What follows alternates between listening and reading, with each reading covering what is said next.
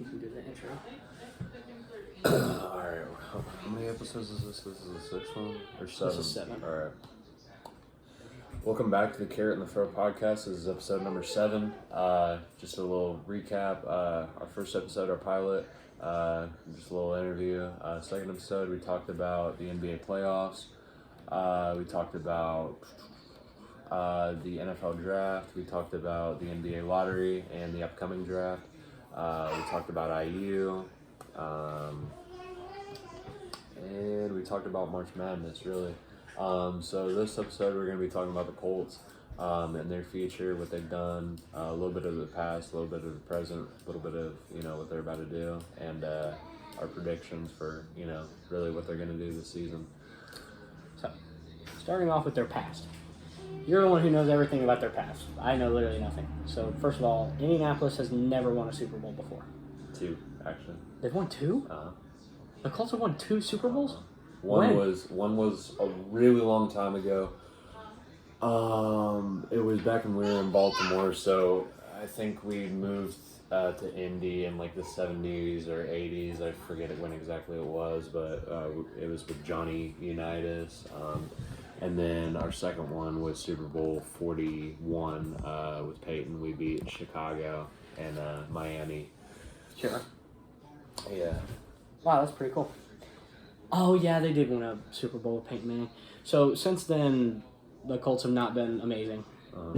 They've had a very mediocre finish so far to the season. They had the 4th pick in the draft this year, where they drafted Anthony Richardson, who I am very high on. I'm really excited to see how he pans out for the Colts. But no, just like really underwhelming. You've made all of these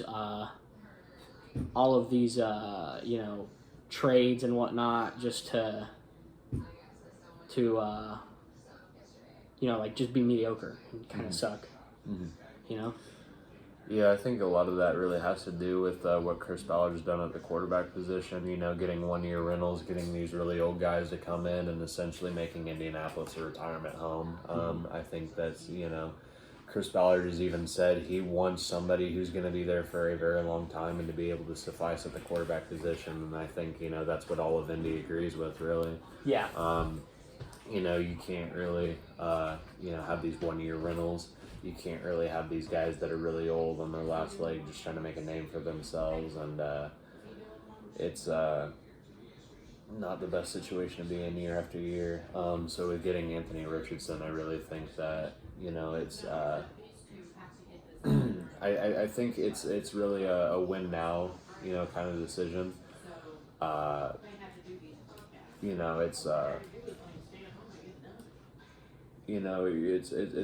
It's a bold move when you're picking a guy with he could go either way. He has tremendous upside but tremendous downside. Obviously I've said before his knocks being that he's a good athlete but not as great of a football player. Florida went 6-7 this year. He didn't have really the stats to put himself up with Bryce Young or Caleb Williams or Max Duggan or C.J. Stroud or all the top quarterbacks this year. So to see him be put in this position and eventually be given the keys to this franchise is going to be something that's going to be very exciting to see. And then with this draft class, really seeing how they've kind of done with the draft and what they've done. My favorite pick being Josh Downs, their slot receiver. He's about as big as T.Y. Hilton, which, any Indianapolis fan absolutely loves that guy. Him having to leave, us letting him go was, a tremendous They let him go? loss. I thought he retired. No, he's with Dallas now. Yeah. That Dallas receiving room is crazy. No kidding. So, what are we talking about right now? Really just the draft and what the Colts did with it. This year's draft? Yeah. I love that Anthony Richardson pick so much. It's so good. I do too. You get a nice tall quarterback. That's been the main problem with the Colts is their quarterback. It's just been absolutely abysmal. You trade, what was it, in 2020 for Phillip Rivers, and then you suck. Mm-hmm. Then you trade for Carson Wentz and you suck. and then you trade for Matt Ryan and you still suck.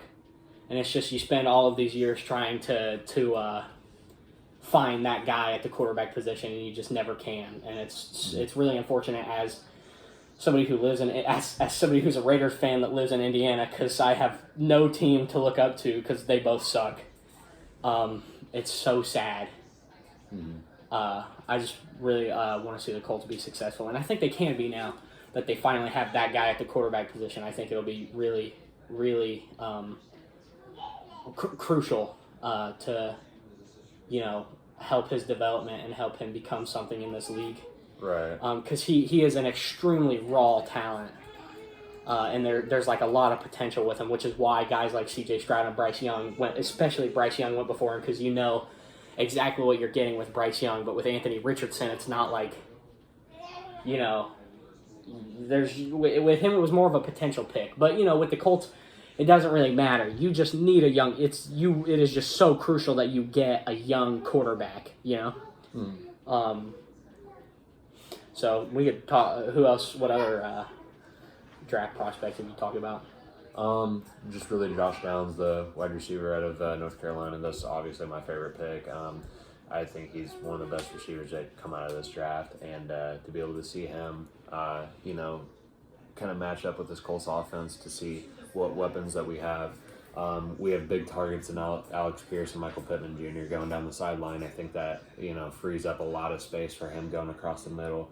You've got a past MVP candidate in what's his name, Jonathan Taylor. Oh yeah, and to be able to see all those talents kind of mesh together, really sky's the limit for Indy. Sure. And then Julius Brents, a defensive back out of Kansas State. He's actually an Indianapolis native. Went to Warren Central High School before he committed to some other school and then transferred to Kansas State. I couldn't tell you where. But always cool to bring an Indy native home. Sure. With the fan base as passionate as Indy is, and with how passionate they are for their city, they always love a guy. It's like the most loyal fans in the NFL. There's it's like Bears, Indianapolis, and Green Bay. No kidding. Are just so loyal to their organizations. But no, it's exciting to see all of these young players. I mean, even somebody like Jake Witt taken in the 7th round, just the potential of all of these young players is so exciting for a Colts team that's so young, while also trying to contend. Because you don't have players on your roster like Michael Pittman Jr. and like Jonathan Taylor, and you're not trying to contend and win something. So I'm really excited, because in the NBA that never works. Literally the only time it's ever worked is last year when the Golden State Warriors won the finals, where they had both a really good mixture of a lot of young up-and-coming players and a lot of older veterans who are more, have proven themselves more in this league. So I'm really excited to see how this works in the NFL, where you have these, not necessarily, Jonathan Taylor and Michael Pittman Jr. aren't old, but they're also not they're not fresh. These are players who have been in the league, know what they're doing, who have been in the league for a couple of years. And I'm really excited to see how that all meshes in Indianapolis, especially with a new coach coming in after firing Frank Reich.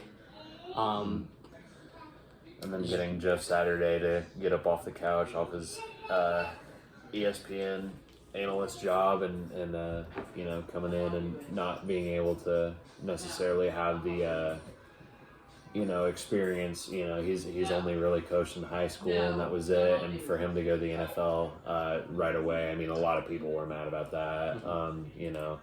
Some people were saying how Irsay made his drinking buddy the head coach and stuff like that. And while it may be true, I think Jeff Saturday was not obviously going to be there to stay. He was just an interim coach. Literally just an interim coach. Have they hired a new coach yet? Yeah, Shane Steichen, I think his name is. He's the offensive coordinator for Philadelphia. Oh, okay. So basically, we're bringing that system where Jalen Hurts could run the ball, exceedingly well. We're bringing that to Anthony Richardson, and basically letting him run wild with the ball. I absolutely love that idea. In the 4th round, we picked up Freeland out of BYU, offensive lineman. This kid is huge. He's like 6'8", 310, I want to say, 315. That's a force. Yeah, 305, yeah. Indy will have to put a little bit of weight on his frame. For him being 6'8" and only 305, I mean, as an offensive lineman, you kind of got to weigh a little bit more. So, nonetheless, though, I mean, a very, very talented offensive lineman. Excited to see what he can do to protect Anthony Richardson, and at the same time, excited to see, all the holes he's going to make for Jonathan Taylor. Another thing I find really exciting is the fact that they actually picked up 2 offensive linemen. It shows that they're trying to make up for when Quentin Nelson is hurt so regularly. Yeah.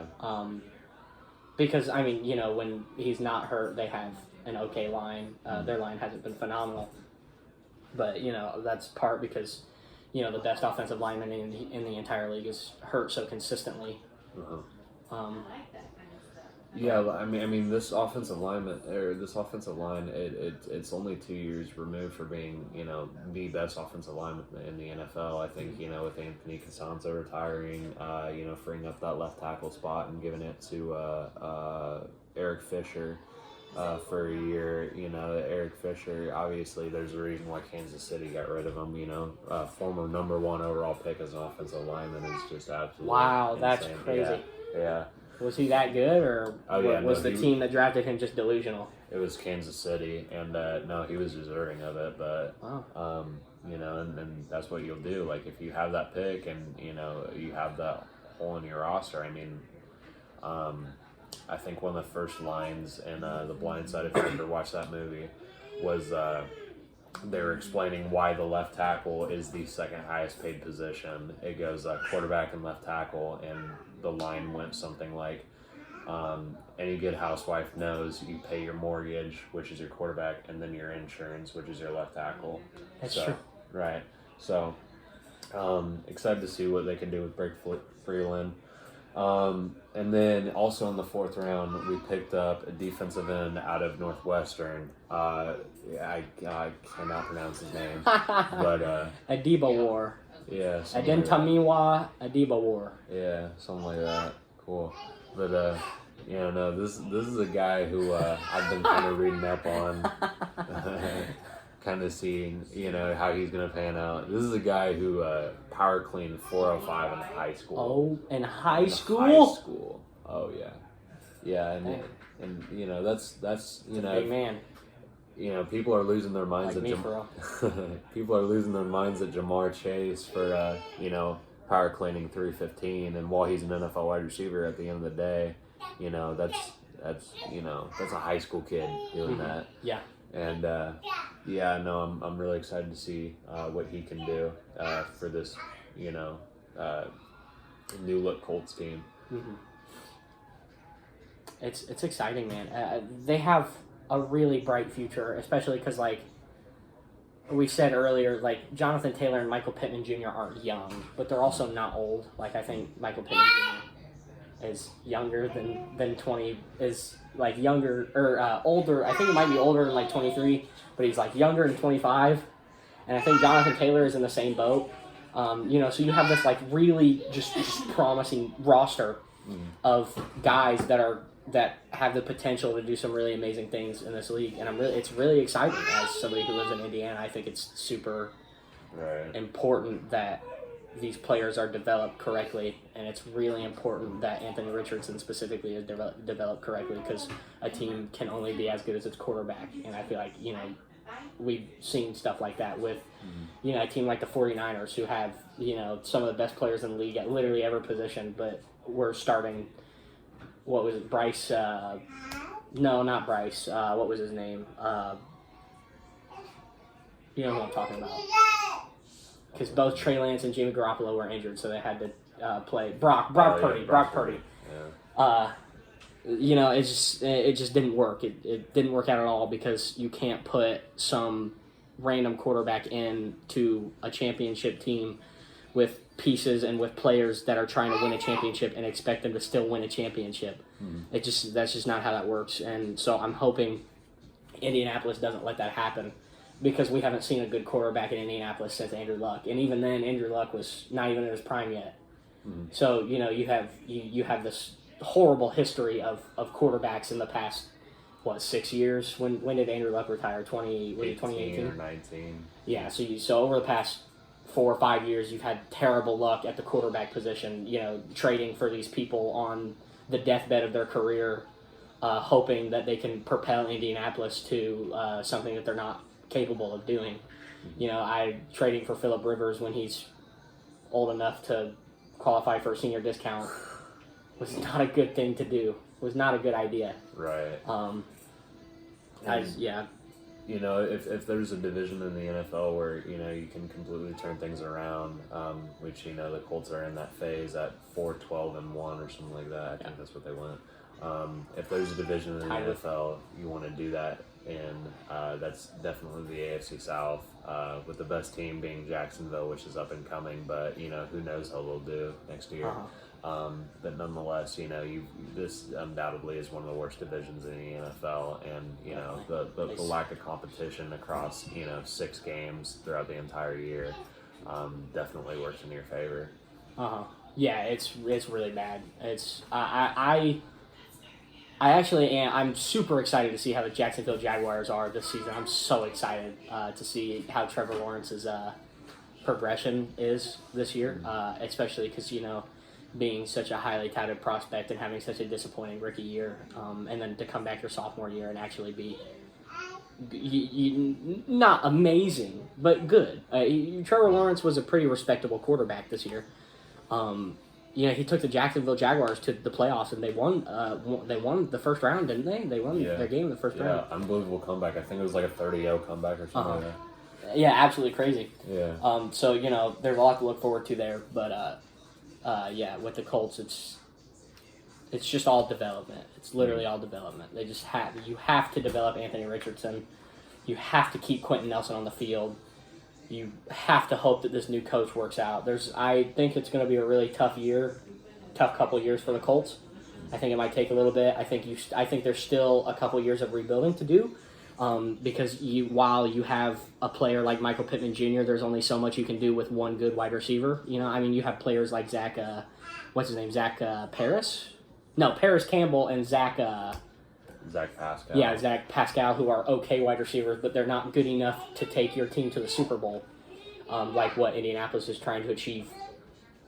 So just drafting better skill position players, and your defense it's Indianapolis. Your defense is always going to be good. That's something you don't really have to worry about. We'll always find a way to have a good defense. Right. And I think Chris Ballard, what he's done with his defense ever since getting the keys to the franchise in 2018 or something like that, after Pagano and Gregson were fired, what he's been able to do with his defense is just absolutely absurd. He picked up all-pro talent Darius Leonard in the second round. One of the best linebackers currently in the NFL. Him falling to the second and then getting him. Was just an unbelievable feat, and just what he's been able to do with this secondary. He ended up getting Stephon Gilmore, which ended up being a bad overall deal, but it didn't turn out as well as we expected. With the former DPOY, obviously you expect a lot more, but at the same time, just what he's done with the secondary and what he's done, with his linebackers, making this defense a whole lot better. It's incredibly impressive on what he was able to do. Definitely, 100%. It's to kind of recap, it's really important that the Colts get these players developed, and not only that, it's important that the coach works out. They're in a really bad spot. They're kind of in this purgatory state right now where I don't think their team will be bad next year. I also don't think their team will be good enough to do anything substantial in the postseason, which is really worrying as a Colts follower, because I would really like to see this organization succeed. Right. I don't think that they have the pieces to do that yet. They're on the right track. You've got your quarterback of the future. You've got a good running back who wants to be here, and having one good wide receiver as a start, Your defense is okay, but that's only temporary. So it's just super important to make sure that your team is set up for the future, which they've taken the steps to do. So. All right. Well, that is the 7th episode. Yep. Episode number 7. All right, and we'll be back with number 8. The Pacers.